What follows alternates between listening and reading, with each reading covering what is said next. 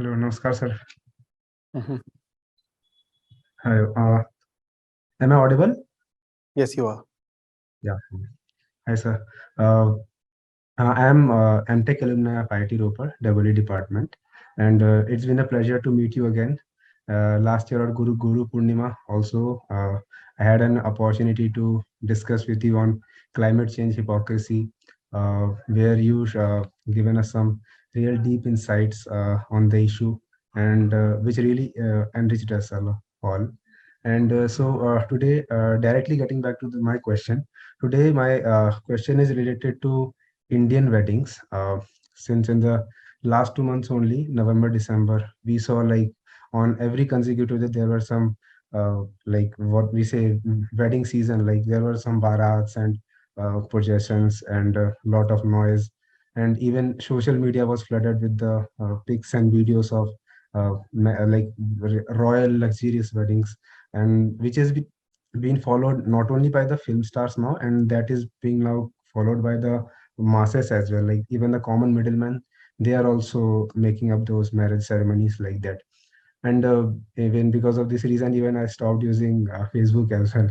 Whenever I open my account, I just see my feed flooded with like some marriage or some pre-wedding shoots from some of my relative or some of my friends.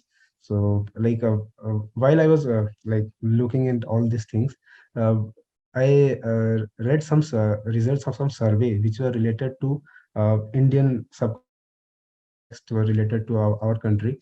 So, which showed that about 60% of Indian families spent about their more than a year's annual earnings on the wedding ceremonies. Even more shocking was like about 20% of Indian families spend even like their like lifelong earnings in the wedding ceremony. And among these people, about like more than 60 or 70% people were those who actually borrowed money to finance these weddings.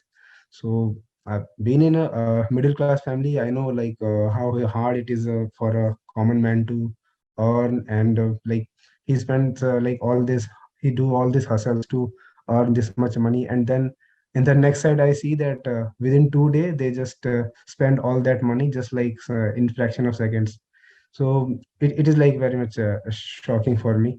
And and also like during this survey, I got to know that this was not the case like about 30-40 years back. Previously the scenario was like about like what would say 30-40 years back, people do have marriage ceremonies, but it was in small number with small budget. And even way back in 1975, uh, even in some states there were regulations that in a wedding ceremony there should not be more than 25 people in that gathering, what even COVID forced us to do. I just wanted to like hear your views on this, like how we like why we Indians are so much crazy about big fat Indian weddings. And you might have seen this trend as well. Like few years ago, they started pre-wedding shoot. Now I think they are even starting this pre-engagement shoot. After this, may not some pre what they will do. So I just wanted to hear your views on this, like why we are so much like This, crazy about this. this should not surprise you. Hmm? A wedding is the utmost celebration of a subjugated consciousness.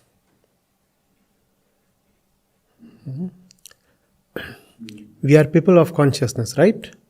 Our species, the Homo sapiens, we have consciousness, we think, we formulate, we conceptualize. So, there is this consciousness, and this consciousness is subjugated to the body. That's our condition. Before you understand why weddings mean so much to us and why there is so much clamor and such a big flow of money, you'll have to understand who we are and therefore what is this wedding thing in the first place. We are people with enslaved consciousness, a consciousness that is slave to the body. More politely, more classically, it is called a body identified consciousness. But that does not really expose the real state of consciousness, if so politely put. If you really want to understand how we are within, then the word subjugation is much more appropriate and revealing. So we are people whose minds are full of bodily business. Our thoughts are all full of bodily business. At the same time, we aren't exactly animals. Though the moment we say that our minds, our lives, in fact, are full of bodily businesses, one is tempted to say that we are de facto animals then. Because it's animals that are characterized by being almost 100% body identified. An animal, its entire life is driven by its bodily imperatives, right? The body says get up, the animal gets up. The body says I am hungry, get me food. The animal starts running around. The body says I am tired, let's sleep. The animal falls to sleep.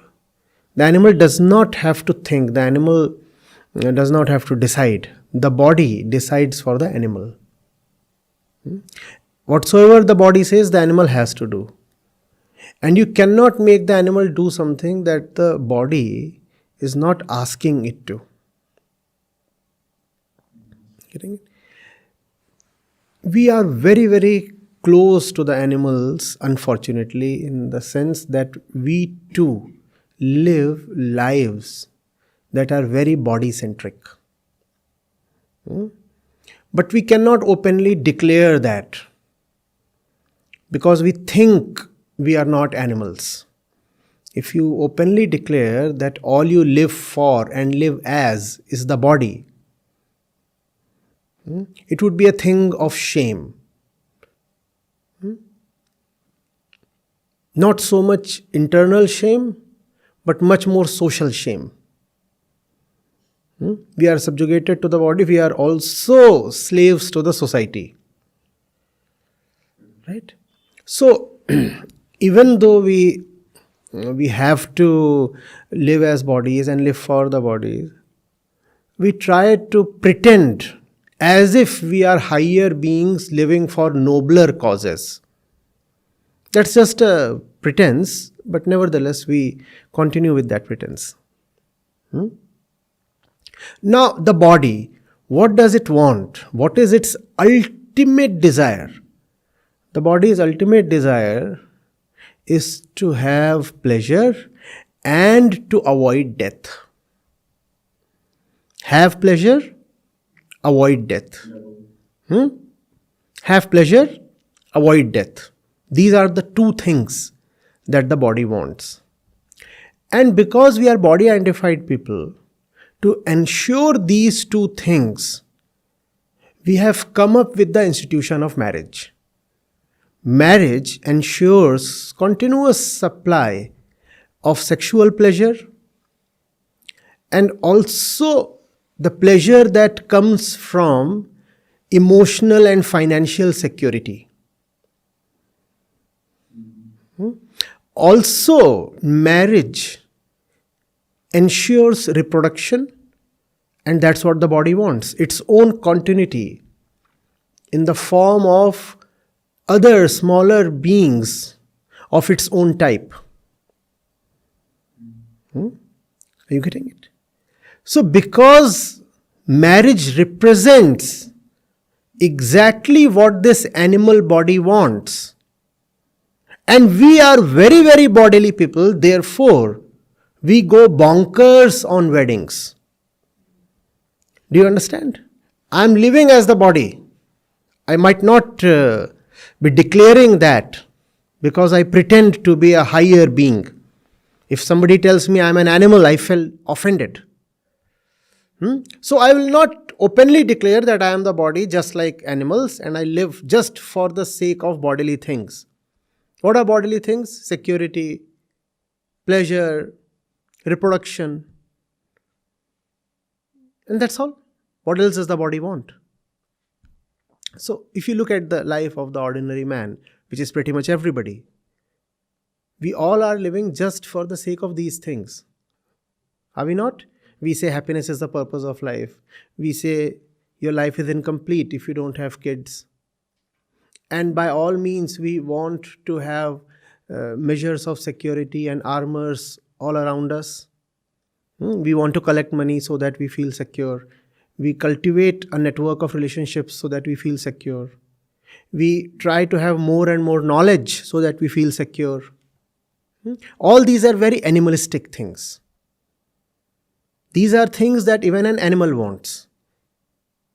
These are not really things that separate us from animals. In fact, the more you go after these things, pleasure, security, continuity, the more you are ascertaining that you are an animal.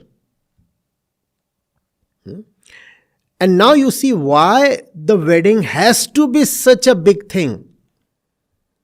It is the biggest festival of the body. And we are animal bodies. We are dogs and cats. We are dogs and cats that must pretend that they are not dogs and cats. We are dogs and cats with a social face. So dogs and cats can just go and mate anywhere. We are not allowed by the society to do that. Dogs and cats just mate and litter anywhere on the street, and you don't identify a pup by its father, do you? Or a kitten by its father. But we say we are noble beings, we are respectable people. So we cannot just mate around like that. Hence, we organize a festival. A festival to grant us religious and social and legal license. That's called a wedding. A wedding is the occasion where it becomes absolutely open that the biggest thing for you is pleasure and continuity and security. Otherwise, why would you be found celebrating so much? What exactly are you celebrating? You celebrate so much in a wedding, right?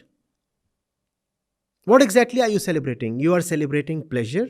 You are celebrating security. You are celebrating continuity by way of reproduction. That's what you are celebrating. Because wedding is the biggest celebration. We all know that by our everyday empirical experience, and you too shared some data ascertaining that. And because marriage is the biggest celebration that we have, that just proves that bodily pleasure is the biggest thing in our lives, and security and continuity. Otherwise, why would you celebrate so much? What's there to celebrate? Think of it. What's there to celebrate? Yes, we are celebrating sex. We are celebrating the body. A male body, a female body coming together. And we have gone bazooka. The entire society is dancing. And if you just ask them a very objective question, exactly why are you dancing? What is this celebration all about? Nothing. Male cells and female cells coming together. That's the name of that celebration. And if you call it out in an obvious and flat way, very directly, every everybody would be offended, and they are offended just because they have never bothered to look at the mirror. They do not know who they are and why they are indulging in stuff.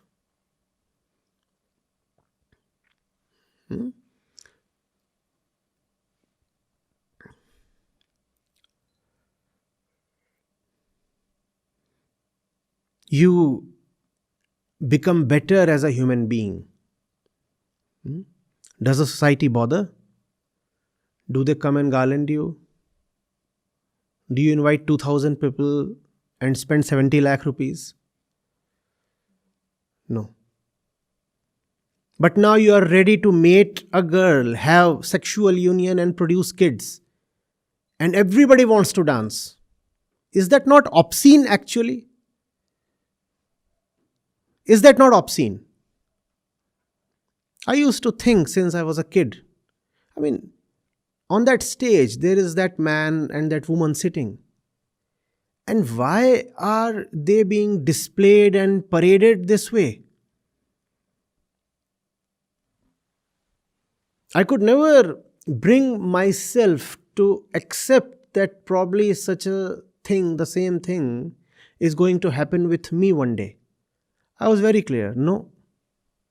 Because the whole thing is obviously vulgar. These two are going to have sex now, and everybody is jumping and hopping and shrieking and partying.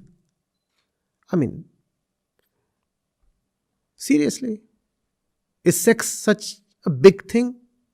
First question. Secondly, what do you have to do with the intimate affairs of those two people?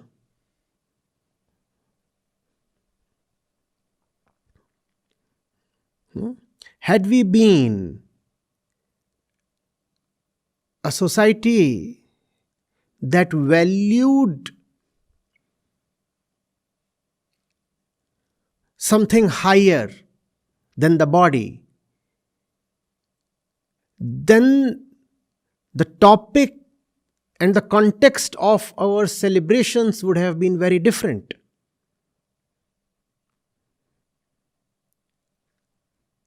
It would sound weird when I say so, but you would have celebrated finishing a great book. And you would have invited people to come over and dance. Why? With great sincerity, I just completed my first run of the Srimad Bhagavad Gita. And now that's really something to celebrate. Come over, everyone.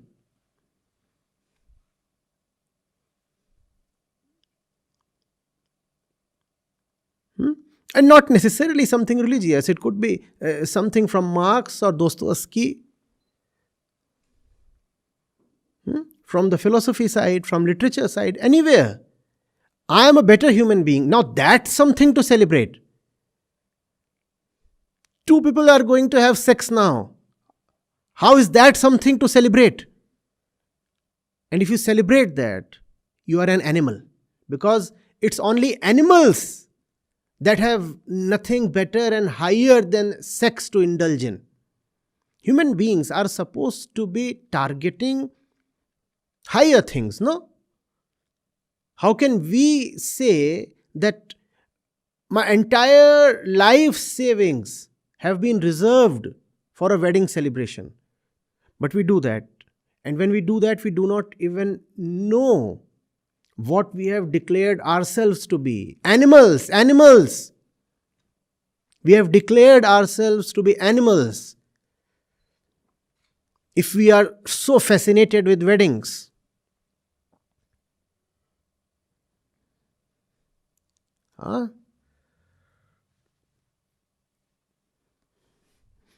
The kid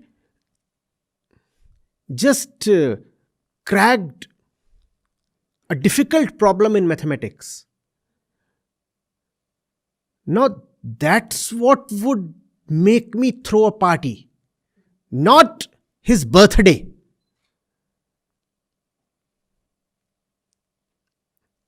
I'll organize a great party. Why? Because my kid just cracked a great problem in mathematics, and that's something of an elevated consciousness. That's something animals cannot do.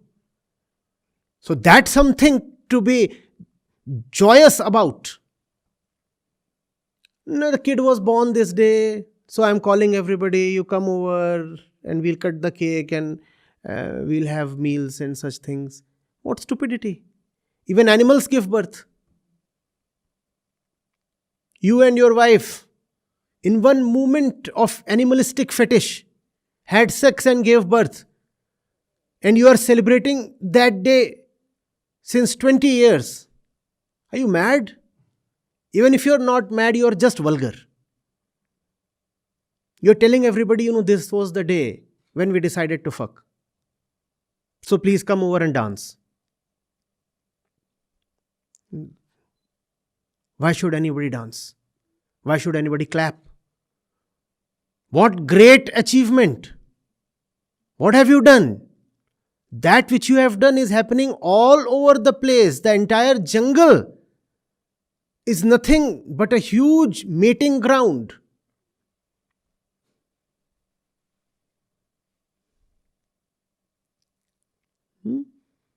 And God forbid if the husband forgets the anniversary. This was the day we got licensed to have sex. How can you forget this day?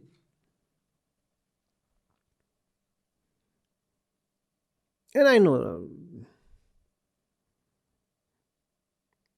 a lot of romantics would say, this man can only see sex wherever he looks. Marriage is actually the union of two souls. Sex and all is incidental. All right, let's conduct a small experiment. Let's tell the two souls that sex will not be a part of their union. Let's see whether the union still happens. Both of them will run away. Tell the husband, you can have the wife without sex.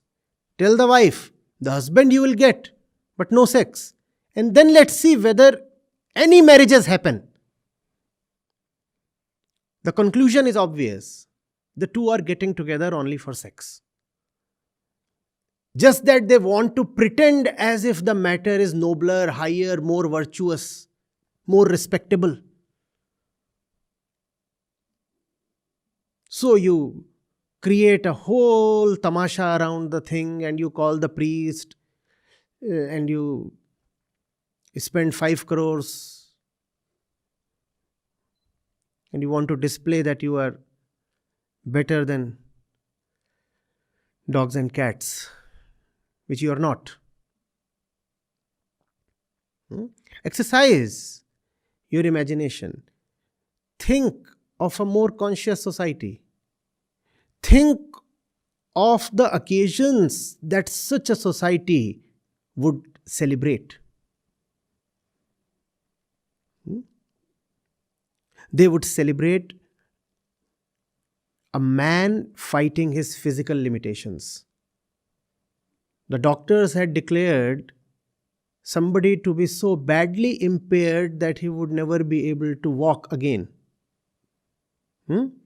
But this person, this man or woman, just by way of willpower, kept trying, exercising, and today he has been able to not just walk but actually run. Now that's something we should celebrate in the town hall.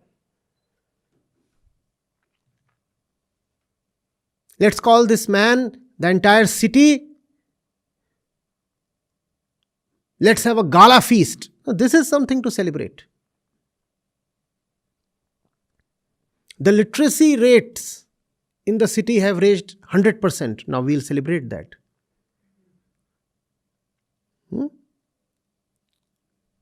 Somebody in the family had been wanting to write a small book of short stories, but he never felt inspired enough or free enough. or daring enough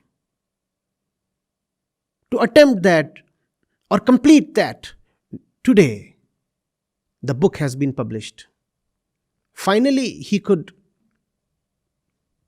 challenge his barriers, complete the work, and get it in print. Let's celebrate. Now, these are things to celebrate. One boy, one girl, running around the fire, by the sound of verses they don't comprehend at all, verses uttered by a priest who in all probability himself does not comprehend the verses.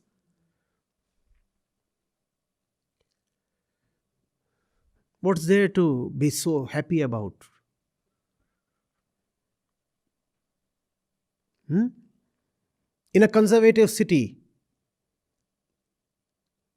there emerges a girl who wins a medal in a state level athletics competition. No, we will celebrate that.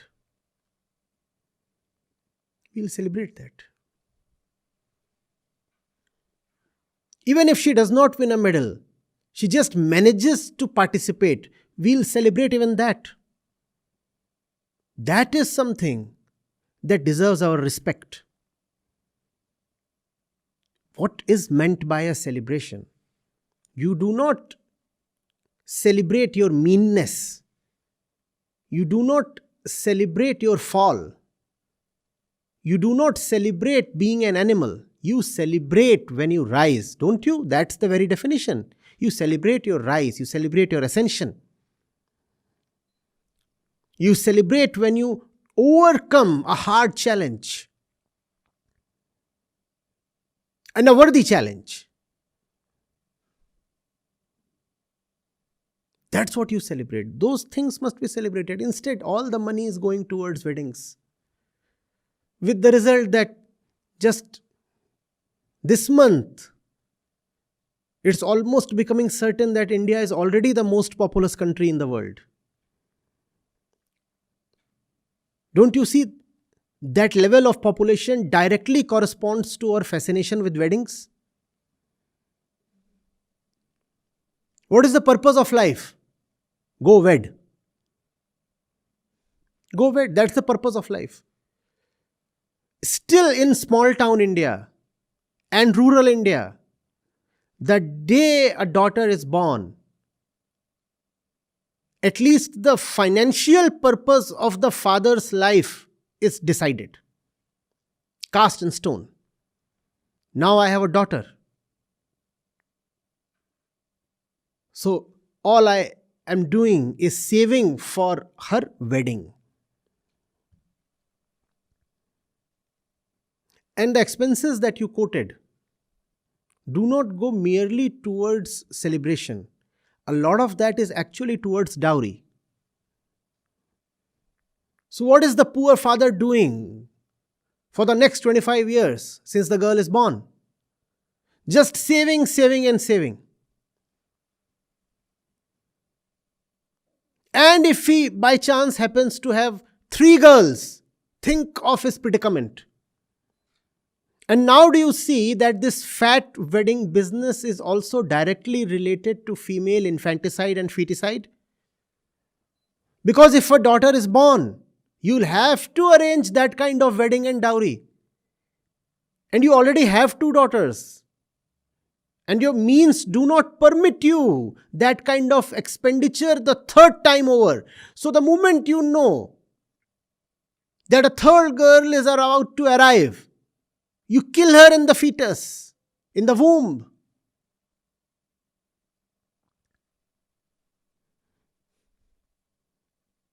Do you see this? Do you also see how the wedding thing is actually very derogatory to both the groom and the bride, especially the bride? Do you see how It promotes all kinds of wasteful industries, cosmetics, gems and jewelry, the entire wedding industry, including event management and whatnot. And these are all very wasteful industries that provide zero value addition to the society. Still, they exist. Not only do they exist, they prosper. And banquet halls. Even the best of hotels have turned into de facto banquet halls. You go anywhere, what you find is a wedding. You just go to some proper good hotel and you sit in their restaurant. You want to have a quiet cup of tea. And you cannot have that quietness. Because just next to the cafe, there would be a huge wedding being organized in the premises of the hotel. And then you call up the manager, the senior most manager you call up, and you say, Sir, I come to you because I love the silence and the solitude you provide. Why are you harassing me with this dhol tamasha? And it is happening continuously. You know what he says apologetically? He says, Sir, we can't help it. The kind of money these weddings provide us with is irresistible. We cannot deny that money. And when weddings take place, they book the entire hotel. 100% occupancy is guaranteed.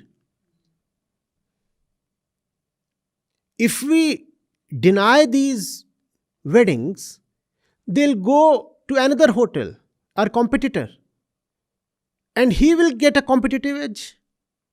So we have to have these, because the entire money is being spent on the weddings. How can the hotels now deny the wedding? So the whole atmosphere is polluted. The silliest kind of vulgar songs at the highest volume.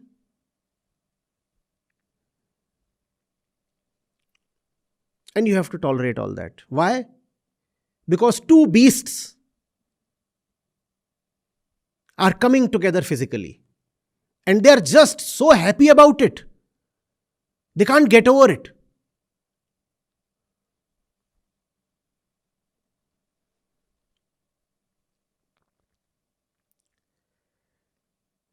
If there is one thing that very loudly tells of the cancer we as a society are suffering from, it is these obnoxious wedding celebrations. I'll go to the extent of saying a man who is fond of attending weddings is someone you should stay away from, a man or a woman. If there is someone who actually manages to enjoy being in a wedding, it's a dangerous man. Avoid this person. Any sane person, anybody with even dimly lit consciousness would clearly see the horror, the vulgarity and the absurdity of the whole wedding tamasha. He'll feel very misplaced, very misfit. If he is there in that celebration, he'll want to run away. The horror of that cumulative action. So many people have come together and somebody is doing this, somebody is doing that, and there's a photographer and a videographer. Many of them actually are running after you. Every single thing is simply obscene. Obscene, obscene, obscene.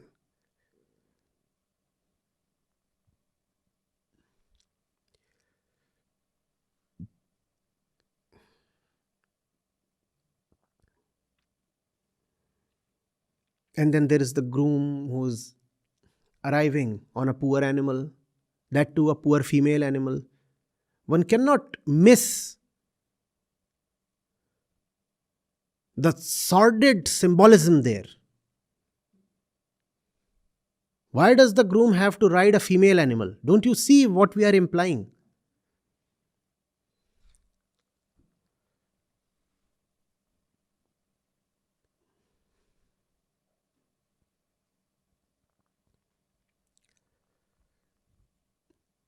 Farmers' suicides, we know about them, right? Do you know that a lot of the farmer suicides were not entirely due to just crop failure or high rates of borrowing from market? We talk of all those things, right? We say microfinancing in India is a huge problem. We talk of those things. What we do not talk of is the fact that a lot of those farmers had to die because a lot of their debt was due to cultural reasons, not economic reasons. Huh? The man had to spend lavishly on the daughter's wedding. He has to. He's supposed to, because we are beasts. Now, how does he spend on the daughter's wedding? By borrowing. So he borrows from the local moneylender at some arbitrary rate. And that rate is usually a monthly rate. It does not sound too big. So he would say, for example, 1.5%. But that's a 1.5% monthly rate. So when you look at the compounded annual rate, it's huge, very huge. So he borrowed that money for the daughter's wedding. Obviously couldn't repay. What does he do? He's a social animal. He has to carry his respect. He said, fine. Instead of being exposed and humiliated every day in front of the moneylender and the entire village and my relatives and everybody, I choose to end my life. Not necessarily the money is borrowed for the wedding. It could even be borrowed for the entire set of functions spread over 2 weeks that follow somebody's death.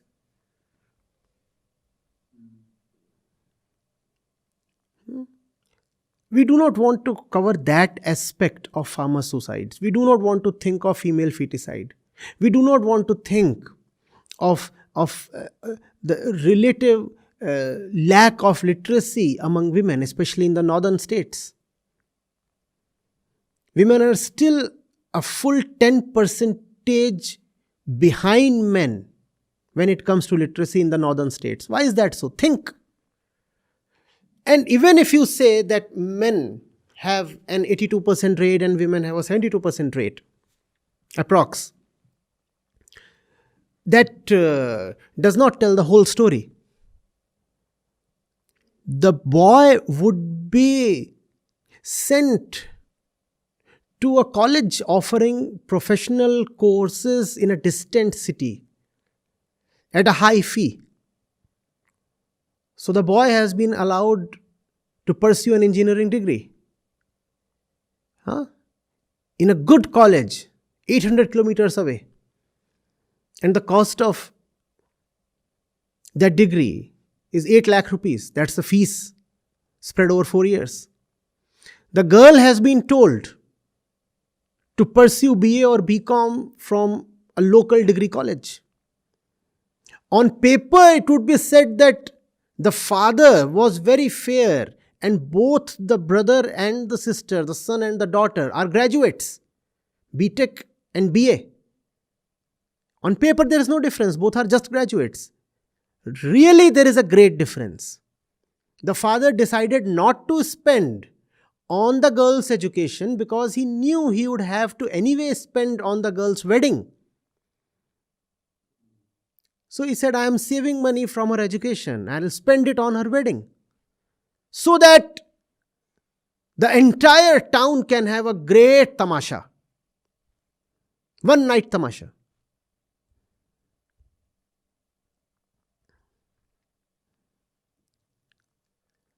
The boy wanted to pursue cricket as hobby. Hmm? So, in a local club, he got himself admitted, and the father happily paid the membership. The girl, she was not allowed to cultivate any hobby. Hobbies all cost money. A cricket bat or a tennis racket cost money. The father said, why spend on her? I am anyway going to spend on her wedding. The boy was gifted a huge bike. The girl kept begging for a little scooty for very long. Why? Because the father knew that anyway he'll have to give a car to her as a part of dowry package. So you are anyway going to get a car. Why ask for other vehicles beforehand? The matter is still not complete. The law, since independence, says that the son and the daughter will have equal right over the father's property. That's on paper. That does not actually happen. What happens de facto? When the girl is being married off, she is told, you already now have your share of the property. Think of all the money we have spent on your wedding and all the dowry gifts you are being given. So you have already received your share of the property. Now please sign here to declare that you are not interested in the father's property, in the ancestral property anymore. Now the brother will keep all the property. So that's what happens on the ground.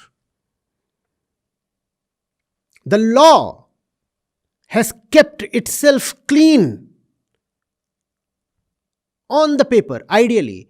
But the ground situation is very different, and a lot of that has to do with these lavish weddings.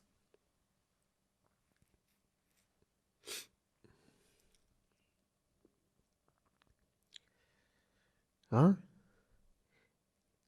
Celebrate when she is able to master her game.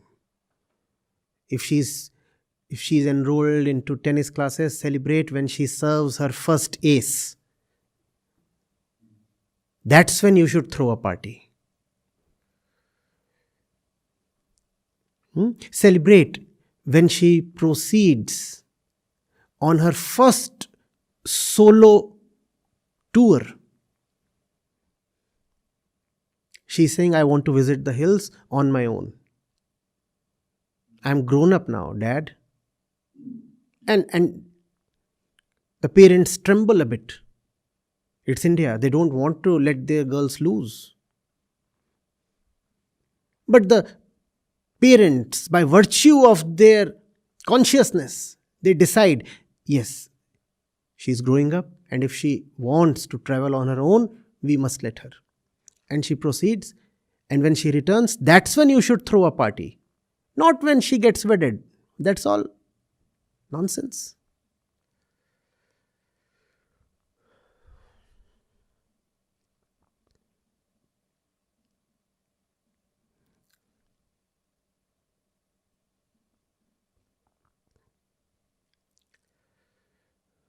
And the loud music and the blare and the glids, all the works,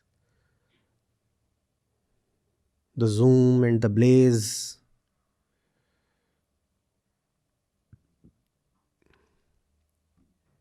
How can any person with any sensitivity come to terms with that?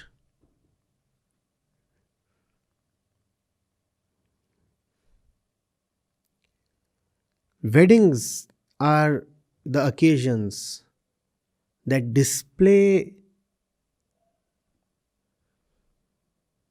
our worst core.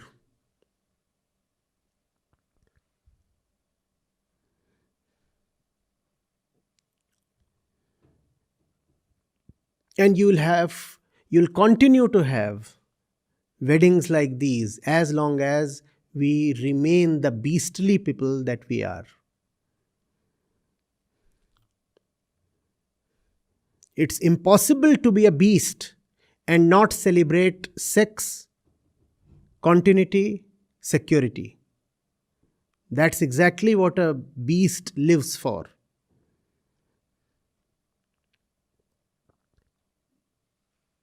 Pleasure, reproduction, security. That's what the institution of marriage guarantees. That's what is enshrined on the holy occasion of